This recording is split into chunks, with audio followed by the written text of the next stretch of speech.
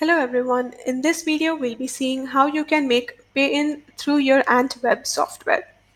So log into your Ant-Web trading platform in your browser, and since this will be your home page once you walk in, you can go to the portfolio section in the top here. And here go to the cash segment, and in the bottom right corner we have the pay-in and payout options. Select the pay-in. So this will log into your back office page. So here enter in your ID and password and sign in. Once you're here in the home page of the back office software, in this menu options, select the online payment here and go to Atom Payment. If you have linked your net banking account here, you can just add in the amount that you prefer to add into based on the segment. As we can see here, BSC, MCX, and NSC have separate segments. So select the segment you wish to trade in and select payment. So this will lead you to your net banking page. So whichever bank you have an account in, it will go to that page, and here you can log into your ID and password and make your payment.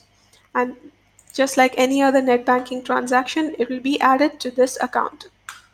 And if you want to see if the transaction has happened successfully, you can go to the transaction history here. And as we can see here, this is a no response as we didn't actually make the pay in here. But if you have successfully added in the account, it will show successful. Next, let's go to the UPI payment. So as you can see here in this page, here also we have separated by segments: BSC cash, BSC F&O, NSC, F&O, and cash. So here we also have the MCX segment. So here again, like the UPI option, enter in your amount and select the payment option. So once you select this payment option, it will send a payment request to your UPI payment app. So whichever UPI app you're using, like Google Pay or Paytm or PhonePe or Beam UPI, whichever app you're using, enter in your UPI ID and passcode and give the permission for the transaction, and the money will automatically get added into your account. So please remember to make your transactions through the registered bank account's UPI ID. If you use any other UPI ID for making the transaction, it will be rejected and it won't be posted to your ledger. So as you can see here, if you want to check your transaction history, you can scroll down and look at the transaction history in the bottom.